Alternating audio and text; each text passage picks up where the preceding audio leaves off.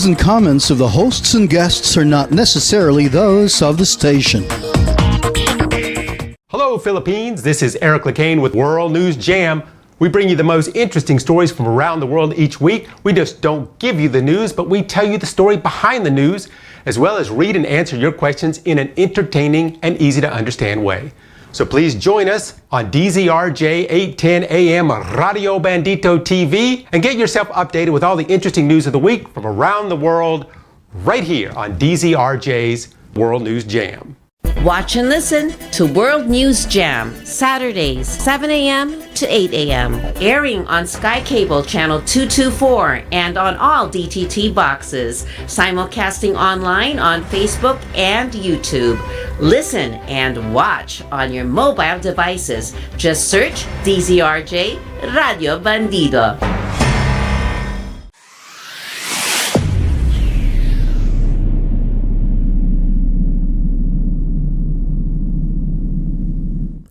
Hello, Philippines, and welcome to the World News Jam right here on DZRJ and RJ TV. My name is LeCain.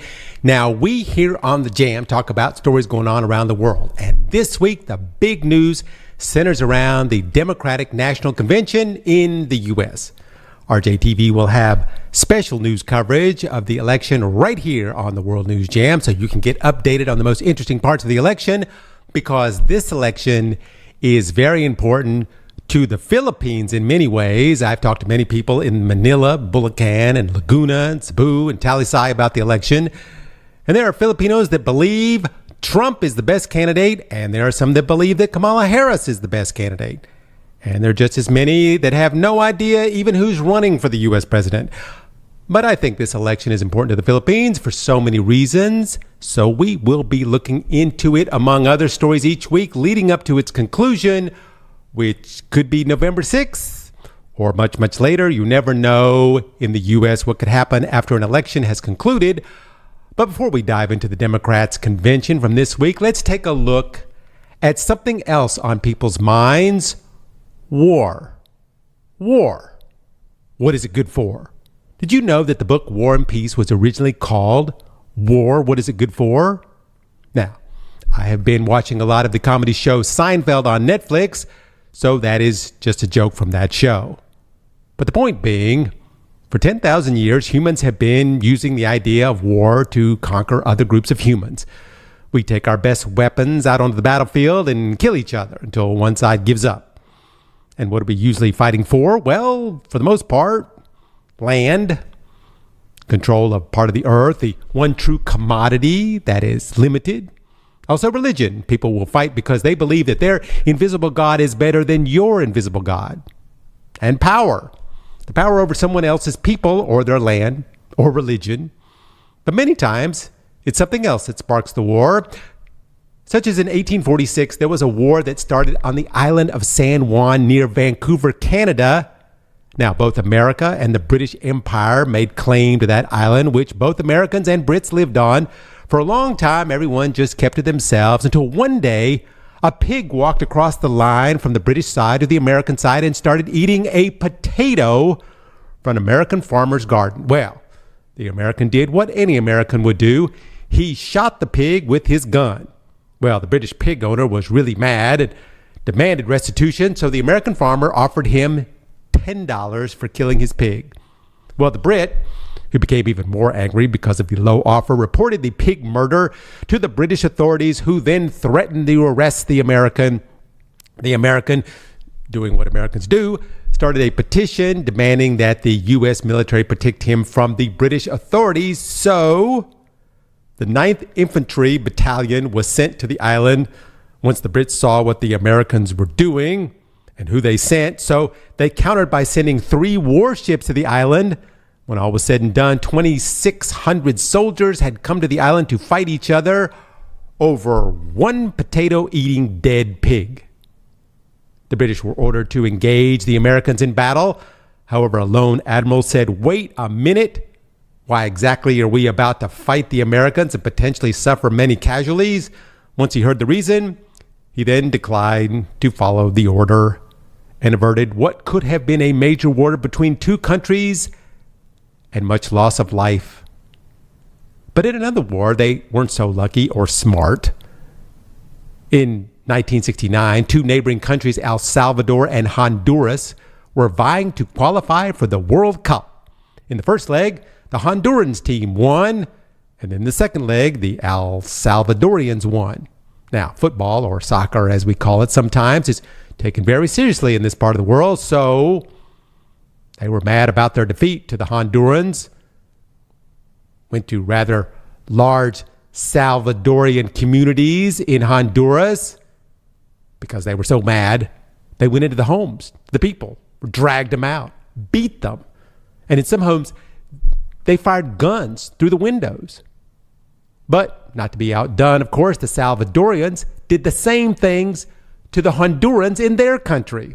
So eventually, there was a playoff match, which there had to be. Many thought it was the answer to calm both sides. In overtime, the El Salvadorian team won. In the overtime, however, the calmness between the countries did not happen as many had hoped. As the winner, the El Salvadorians said that Honduras should be punished for the crimes they committed after the first game. Tempers flared, the media got involved, and before you know it, the Air Force from El Salvador attacked Honduras. After 4 days, 2,000 people were dead, 300,000 were injured. The El Salvadorians who lived in Honduras were forced to leave their homes with nowhere to go as the madness between the two countries began to increase. Eventually, the Organization of American States negotiated a ceasefire between the two countries. However, it will always be known as the Football War. So, land, religion, power, a pig, a soccer game are some reasons for humans going to war. But in real hardened wars between major factions, there's one thing that rises above all else: money. We want to take over a country to get its land, its power, and its economic riches. Why does China want the Philippine Sea so bad? It's risking war because of it. It's just a lot of ocean, but it's also a path to which trillions of dollars of goods pass through annually. And more importantly, many scientists believe there is an unlimited supply of natural gas and oil somewhere buried there. Can you imagine if the Philippines became the next Qatar, a poor nation that one day becomes super rich because of what they find in their backyard? Would China go to war over oil under the Philippine Sea? Why are they risking a war with Taiwan, a tiny country that's separated from the mainland in 1949? Could it be the trillions of dollars in chips that only Taiwan can make? Why did the U.S. really go to war in Iraq, knowing the reason that they made for going to war was not valid one? They kind of knew they didn't have weapons of mass destruction, but they did have massive oil fields. But why is Russia at war with the Ukraine? Is it land or money or power or ego? The public reason is that most Ukrainians want to be ruled by Russia, that Putin is saving them from the Nazis that are currently in power there. Of course, much like the Americans going to war in Iraq, that reason is believed by nearly no one. Could it be that many of the Russians' gas fields are too close to the border and Putin doesn't want NATO too close to one of the commodities that Russia can still make money from? Or could it be that Putin went to war because he thought it would be easy to take Ukraine back into its control, and it would be his first step to taking back parts of Europe that Russia has lost historically?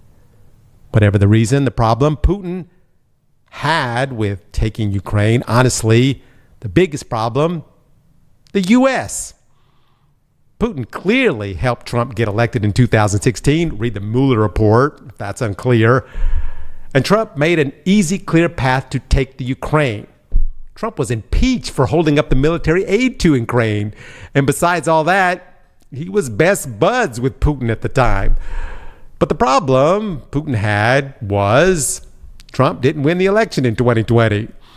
The U.S. went overboard at that time to keep Russia from interfering in the 2020 election, which was not the case in 2016 when Trump didn't lose to Hillary Clinton.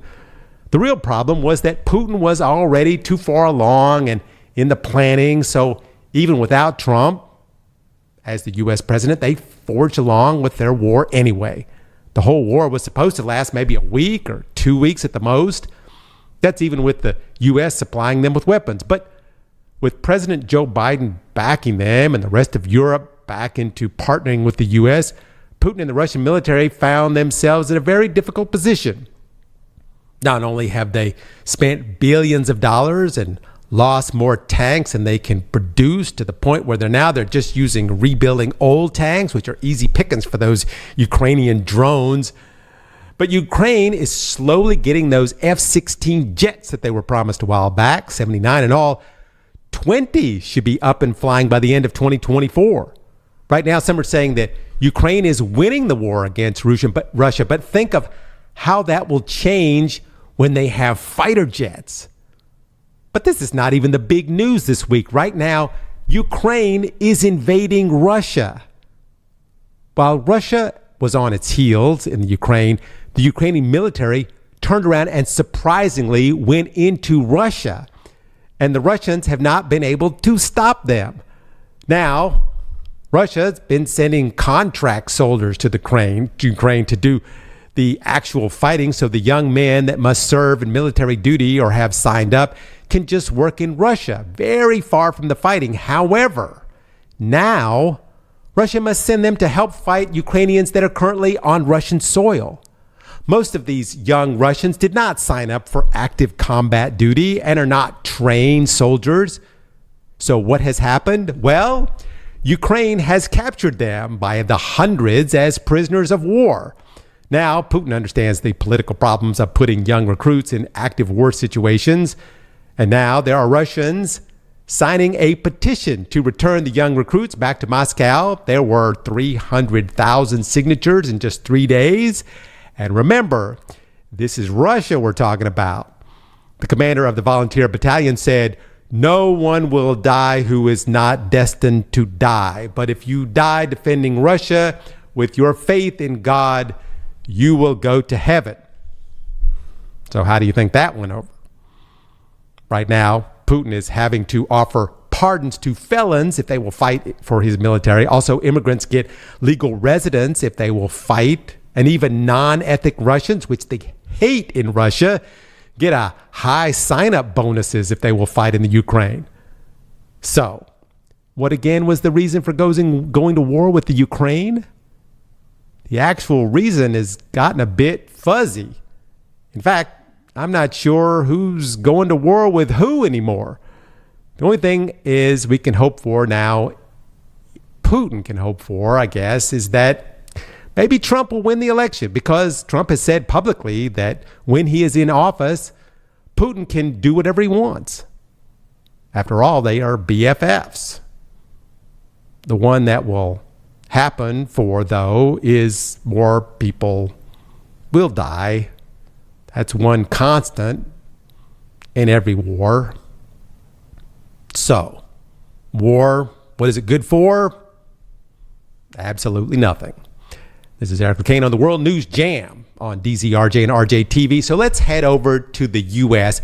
So, in the U.S., every presidential election cycle, each of the two parties, Republicans and Democrats, have to decide on who they are going to back to run for the office of president. Now, I have watched a lot of conventions in my lifetime, and in general, they are, well, kind of boring. I mean, there are some moments. Years ago, I think when John Kerry was running for office, and this young black guy that no one ever heard of named Barack Hussein Obama spoke, he wasn't even a senator yet. Many people, including me, said, geez, maybe that guy should run for president. But moments like that are pretty few and far between when it comes to conventions. Now, I have talked a lot already about the Republican convention, which was back in July. Now, I try my best not to be partisan or biased. I mean, I am neither a Democrat or Republican. I am an independent voter, something you will hear about a lot in the next 2 months. I will try my best to give an equal time to both parties. Now, if you remember back during the Republican convention, the big moment leading up to the convention was, what is Trump going to say? You see, he had just been shot in the ear by a would-be assassin, and conspiracy theories were going around as to who was responsible for the sniper, because He couldn't have acted alone, could he? Etc., etc. But what everyone was waiting for was the tone of Trump. What was going to be the tone? Many Republicans were saying that it was going to be a new Republican Party and a new Trump, that being nearly killed was going to change him, that he was going to switch gears and it was going to become the party of unity in America. It was to include blacks and Latinos and Asians, all Americans. But in the end, it didn't exactly go that way, did it? It started out that way. Even Trump's speech started that way. But honestly, I've been covering Trump for years, and it's going to take a lot more than a shot in the ear to change Trump. As I said before, in the beginning of the speech, it was going as planned. He said, "The discord and division of our society must be healed. We must heal it quickly. As Americans, we are bound together by a single fate and a shared destiny. We rise together or we fall apart. Together we will launch a new era of safety, prosperity, and freedom for citizens of every race, religion, color, and creed." Everyone in the hall was like, yeah, that's what we need. I mean, what Trump was saying was pretty unifying, right? But after 15 minutes into his record-breaking 90-minute speech, he stopped reading the teleprompter and started back to saying that the last election from 4 years ago was stolen and the criminals coming over from the Mexican border by the millions from Africa and Asia and the Middle East, and it was an invasion, and that all the wars in the world are Joe Biden's fault. Now, remember, this is when Trump was still running against Joe Biden, the current president.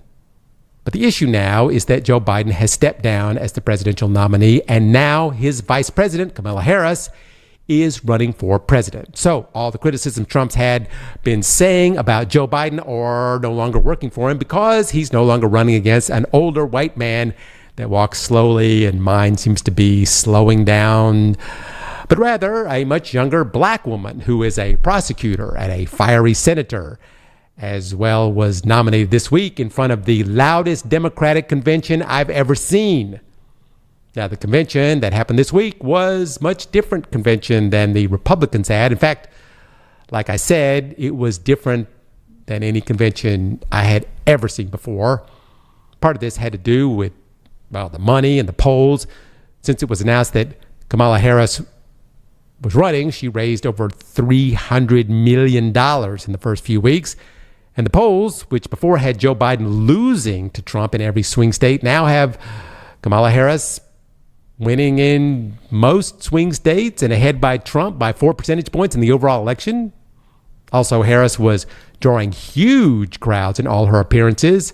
Trump at one point said there's no way her crowds are that big and that it must be AI generated and that she was a cheater. And this is how the Democrats win, is by cheating. But it turns out that the massive crowds Trump was saying was generated was not. I mean, the media was there, people with their phones taking video. Turns out it was not AI generated. All those people were really there, which is kind of what the convention turned out to be. People filled every seat in the House there, and Kamala has big name celebrities, and there's a DJ spinning during the voting of the delegates. Their message was one of hope, and in the whole convention, it was framed as the prosecutor versus the criminal. And it was loud, really loud. But one thing it was happy. People were excited again about the election. I mean, the candidate at the top of the polls before, 4 weeks ago, was neither candidate. And also before, Trump mostly talked about how horrible the country is and how we should fear each other. Biden, well, made people sit on the edge of their seats wondering if he was going to live long enough to even make it to the election. But this new emergence of Kamala Harris seems to have energized at least the Democratic Party. And here is something very interesting. One thing I didn't see at the Republican convention, Democrats. But at the Democratic convention, there were several prominent Republicans even giving speeches. One of the Republicans speaking once worked in the Trump White House. Now, of course, the big thing at the conventions are clearly those speeches. And the first main speaker was Joe Biden himself. Now, most likely this would be Joe's final major speech of his political life and the first speech since Kamala was, named for sure as the nominee. Now, many wondered what Joe might say, since it seemed like he was kind of forced out of the running for the presidency for a second term. But from the start, he was all about hope for the future, defeating Trump, as you might have guessed, talking about all his accomplishments. Now, when he came out on the stage, he was greeted with 4.5 minutes of a barrage of applause and scream, many signs saying, "Thank you, Joe," and "We love you, Joe." But remember, just a few weeks ago, Joe thought he would be speaking on the final day because he was running for president, not giving a speech on the first day supporting someone else running for president. Joe had run for president several times in the past, but when he finally won, he got his chance to do a full 8 years. He had to give it up. His final term, as many said, he was just too old, and it was time to step down because he can't win. And the Democrats don't want to take the chance that Donald Trump could be president again. But would this final speech be like his horrible debate before with Trump, in which he was clearly not up for it? And the answer was no. Joe came out with guns blazing. He spoke for 50 minutes straight, got right to the point. He said, democracy has prevailed, democracy was delivered, and now democracy must be preserved. He said, I have made a lot of mistakes in my career, but I gave my best to you for 50 years. Like many of you, I gave my heart and soul to our nation. He said, I love my job, but I love my country more. As the crowd chanted, "We love you, Joe." The affection for Joe Biden in the hall was sincere, but sadly, there was no sense of regret for the decision that he should not run. It was more of a sense of relief.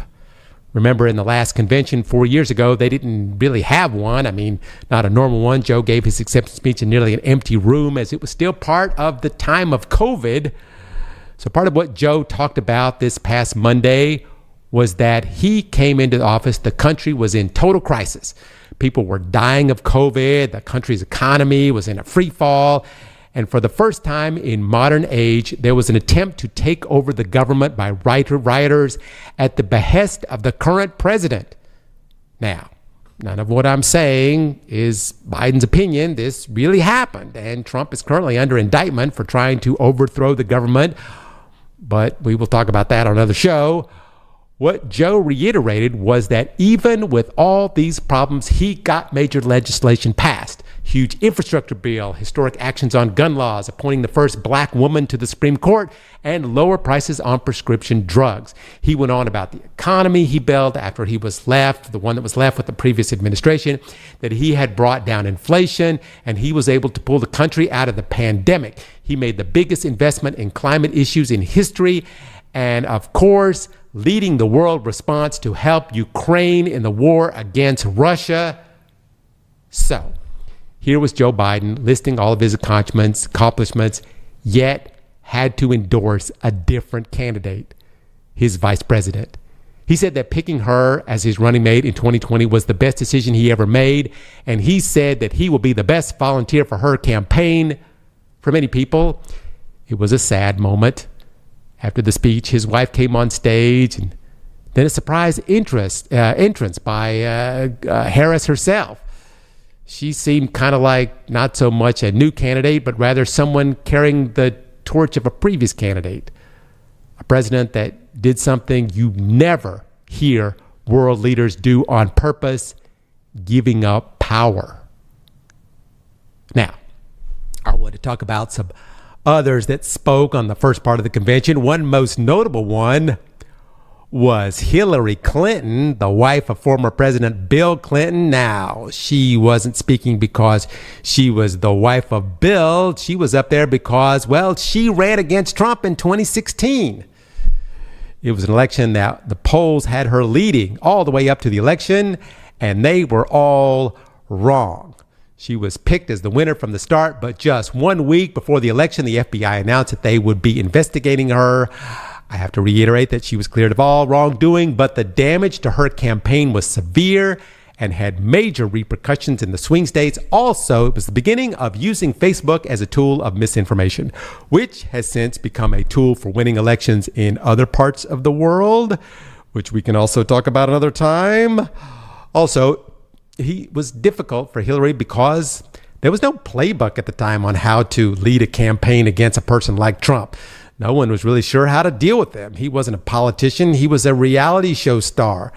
I mean, he talked about grabbing women by the private parts because when you're famous, you can do that sort of stuff. And people still liked him. He said you could commit murder on Fifth Avenue and people would still vote for you. And they did. Of course, he just said that. He talked derogatorily about Clinton at his rallies and got huge crowds to chant, "Lock her up." Now, since then, Clinton,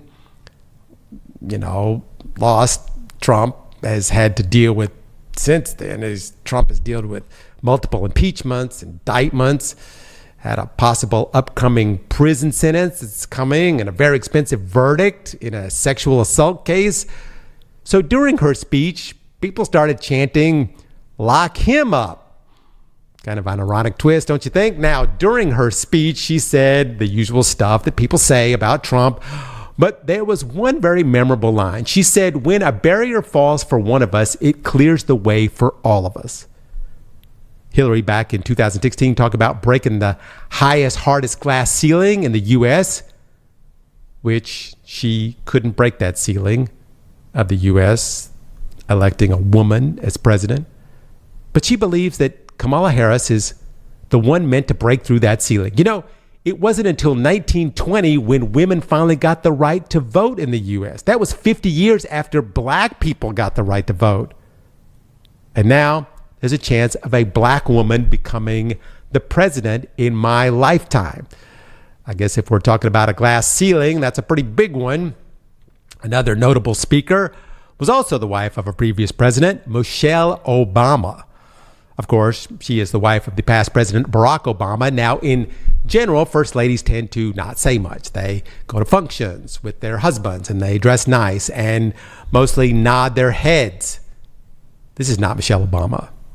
She was much like Hillary Clinton in many ways, spoke her mind and her heart, and has a lot of sway in politics. The difference between Michelle and Hillary is, well, everyone likes Michelle.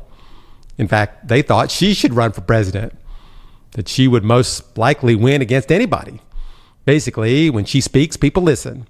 And this speech she gave at the DNC, people listened and they clapped and they cheered. Her message was basically one of hope. She talked about her mother and the values she instilled in her, about how her mother volunteered at the local school and how if we do good unto others, it will one day pay off. If not, for you, then probably your children. She compared her own mother to Kamala Harris's mother, an Indian woman that came to America when she was 19 in search of a dream. That she taught her daughter about justice, that you shouldn't sit around and complain about things, but do something. So Kamala put herself through school, sometimes working at McDonald's, and went on to work for the people, fighting big corporations and criminals. She worked her way up from the middle-class household to being vice president of the United States. How she and you and most Americans are just trying to build a better life. Doesn't matter the color of your skin or where you come from, what religion you are, or how much is in your bank account. Everyone deserves the right to prosper in the U.S.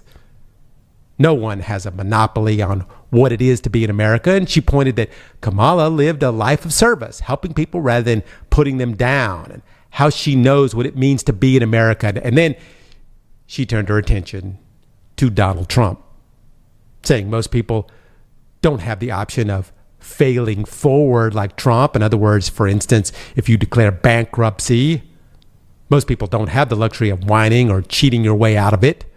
Most people can't change the rules to fit their mistakes. When you see a mountain, we don't have an escalator to take us up to the top. Most of us have to work to get to the top. She said of the two candidates, only Kamala can truly understand what most of us have to go through every day. Now, according to Michelle, people like Trump are going to say anything they can to spread untruths about Kamala's long list of accomplishments. If you remember, it was Trump who claimed her husband, Barack, should not have been allowed to run for president because he was not from the U.S., which you must be. Trump questioned whether Barack was a real American at all, that maybe he was even a terrorist planted by our enemies in order to take over our country. I mean, his middle name was Hussein. Well, it turned out none of that was true. Barack Obama was born in the U.S., and he is not a terrorist. However, to this day, many still believe that. According to 𝗪cie, what Trump tried to do was to get people to fear the Obamas, which they did. She went on to say that Trump mostly fears, what he fears is two hardworking, highly educated, successful black people. Of course, the crowd went crazy over that one.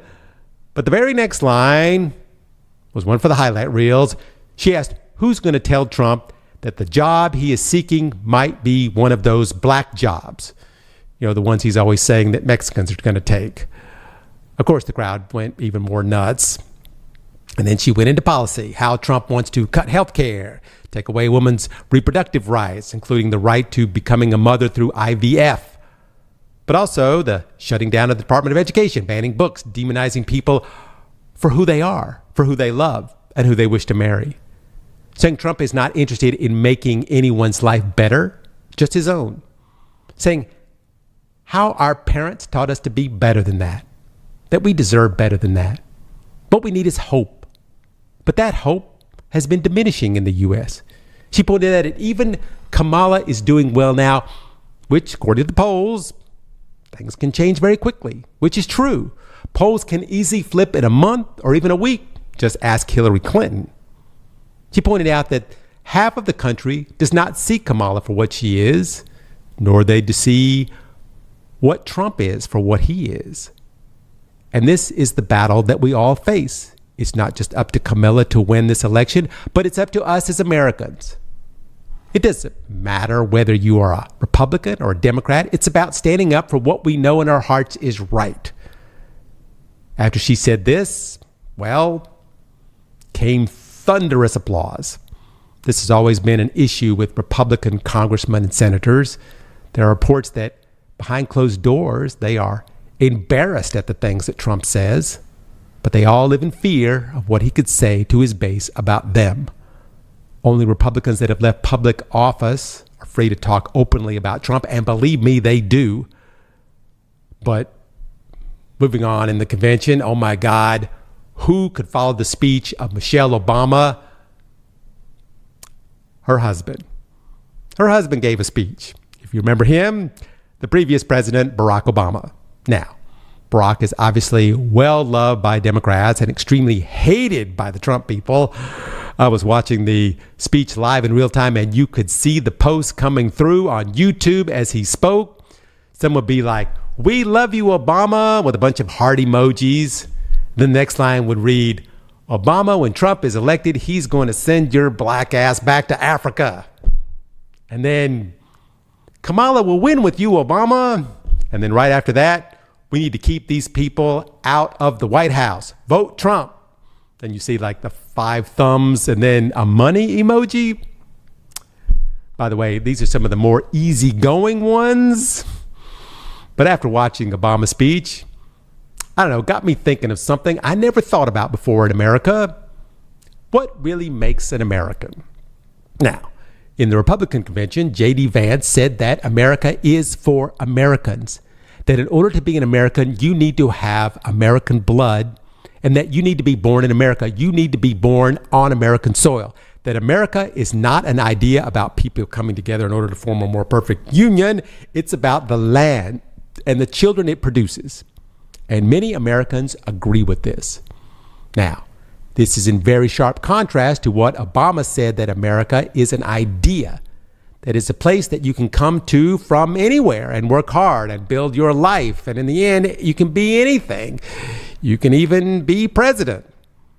You know, long ago, before America was born, it was about where you were born and what kind of blood you had. I mean, if you didn't have royal blood, you really couldn't do just anything but what you were born to do.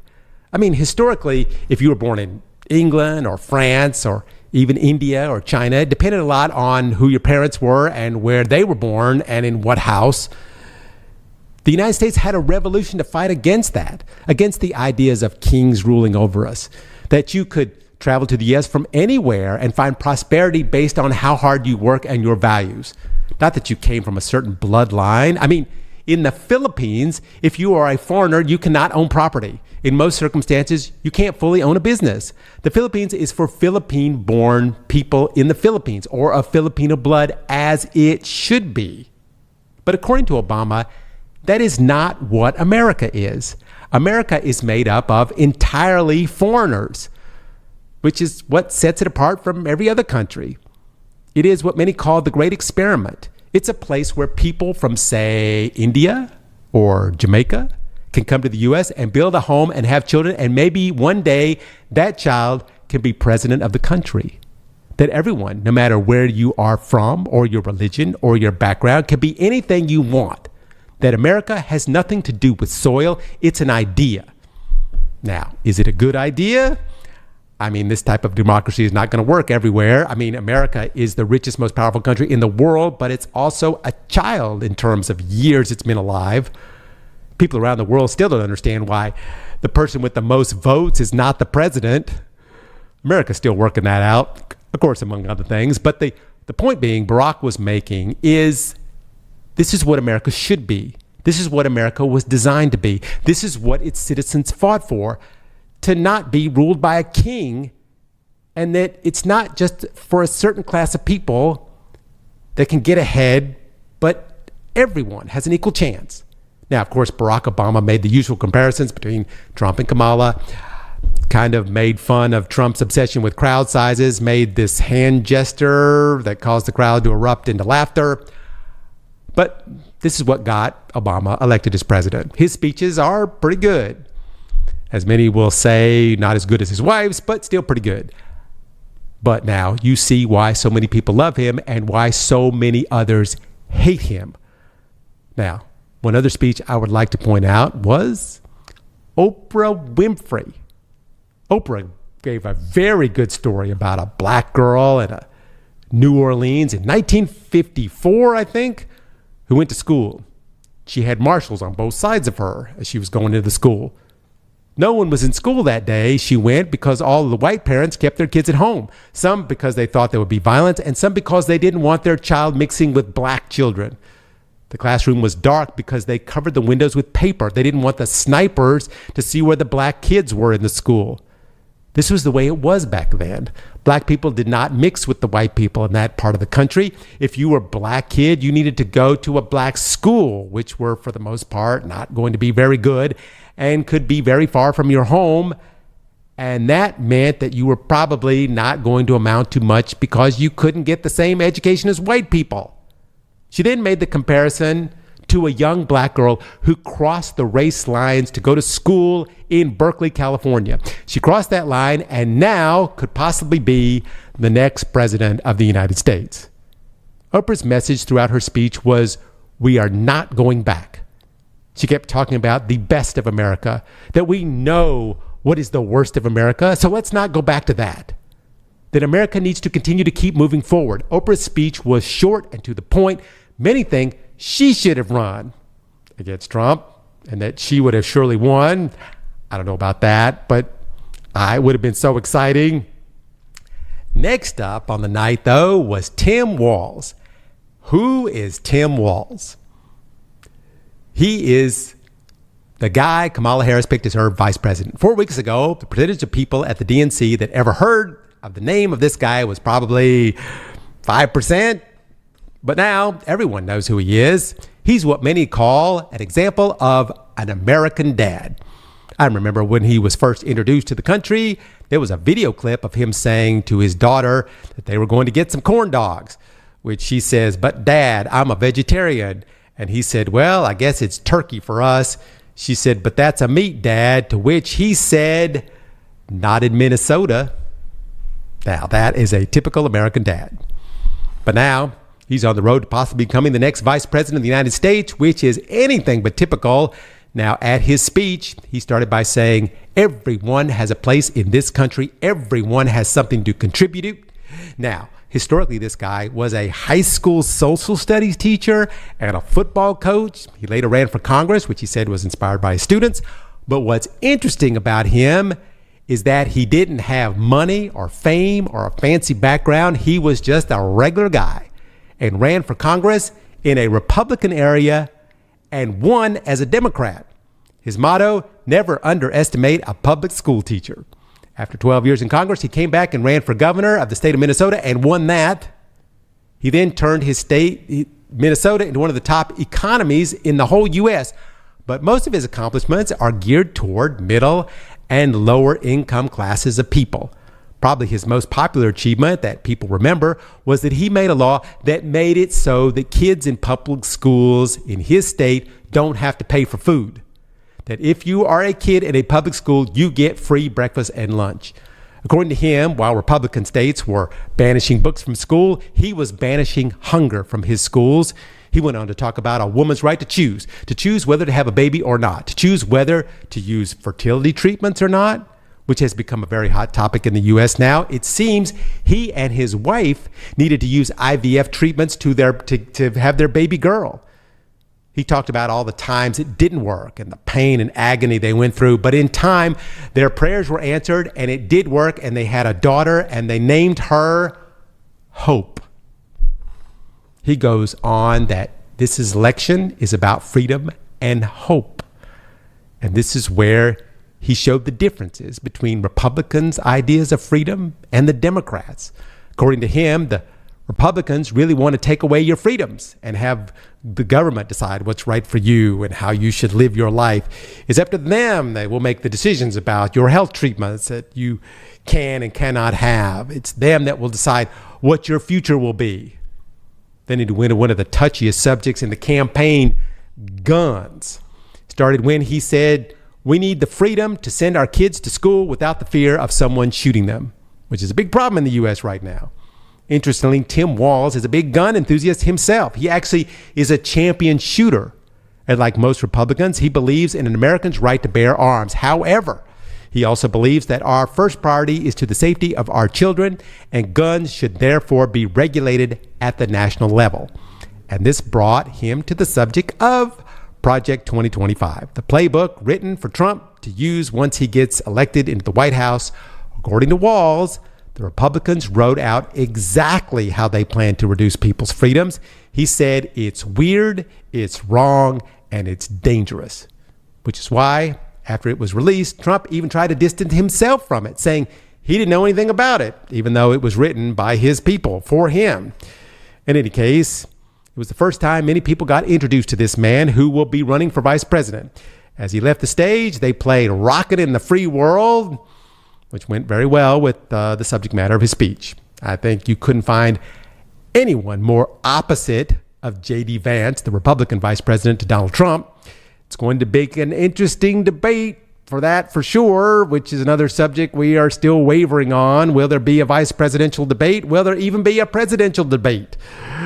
The first and only presidential debate is scheduled for September 10th. Trump at first said he would not debate Kamala Harris. However, he would debate her at Fox News with a live audience. Kamala said she will show up on the 10th, and if he's not there, well, she will debate by herself. So currently, Trump says he will show up. And speaking of showing up, finally, after a lot more speeches, Kamala Harris took the stage. Kamala started out by talking about her best friend in school. She knew something was wrong, so she asked her about it. The friend said she was being sexually abused by her stepfather, so Kamala asked her to come stay with her. The point being that this is why Kamala became a prosecutor, not so much for the client, but for the people. She pushed that point as she accepted the nomination to be a president, not for the party or herself, but for everyone. Her main message was, and I quote, a new way forward. She kept reminding us that was not talking to Democrats, but she was also talking to Republicans and independents. She was uniquely qualified to help all American interests, unlike her opponent, who she says is only interested in one person, himself.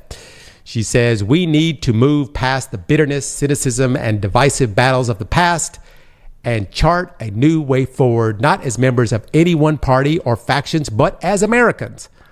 I found the speech to have a theme, as did many speeches, that America has been going down a road, not of debate, but of hatred toward its neighbor. Kind of saying that if you are not on my side, then you have no right to be here. One interesting point I found about her speech, which is something that she never said, about her being the first black woman to be president. It never came up. She never made an issue about the historical significance of a black woman being president. Now, was that on purpose? The underlying meaning being, elect me because I am going to do this and this and this, not because this would be a milestone in the history of America, which of course it would be.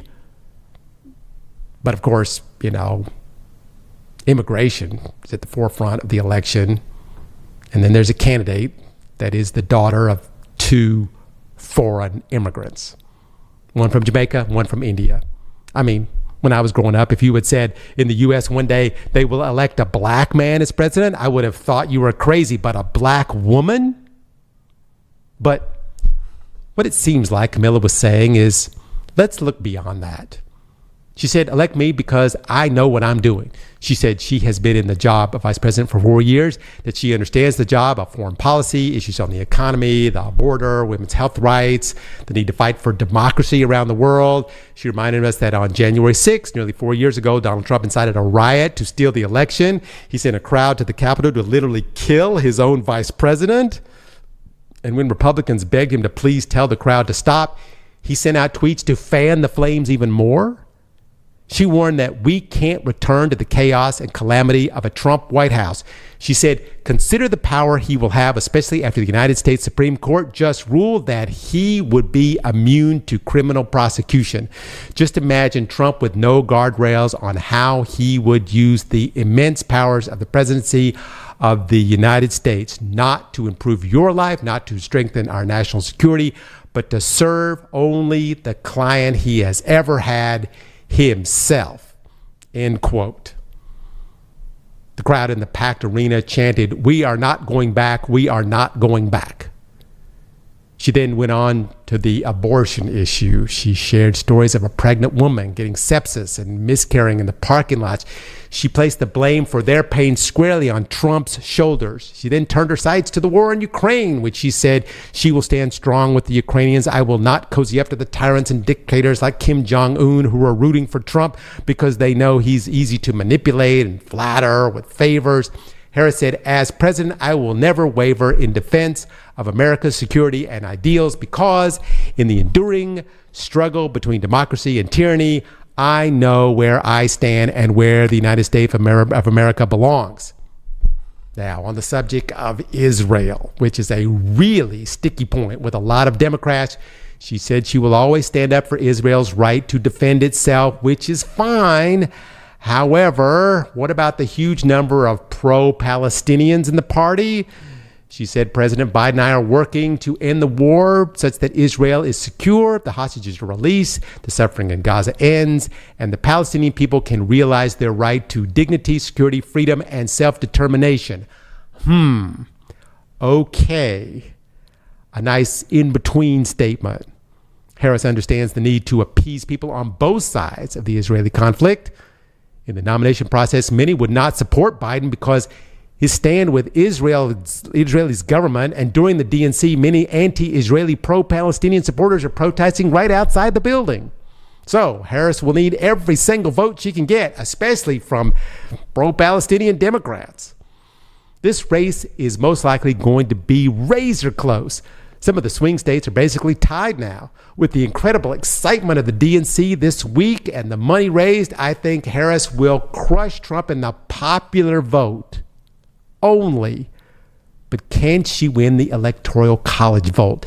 This is much harder to predict. She may have a huge bump because of the convention, but still, it only has real meaning if people are supporting her in a few middle American swing states that really decide the election. Right now, the Democrats are charged and firing on all cylinders. However, the election is in November. A lot can happen in a few months, and you can never tell what Trump will do or say next. But for sure, he's not going to roll over and give up. Heck, even if he loses the election, he still probably will not give up. So the DNC is done and the RNC is done. Next up will be the debate September 10th. I think this is going to be one of the most anticipated debates in presidential history because you have a black female prosecutor on one side who has a history of prosecuting fraud and sexual assault. And on the other side, you have a rich white man who has been found guilty of fraud and sexual assault. I mean, you couldn't ask for a better matchup. In any case, we will be following the story and all the stories leading up to the debate right here on DZRJ's coverage of the U.S. elections, and of course, many other stories going on around the world. So please join us again next time on the World News Jam right here on DZRJ and RJ TV with me, Eric LeCain. So for all of us here at the Jam, be safe out there, Manila, and we will see you next time. The views and comments of the hosts and guests are not necessarily those of the station.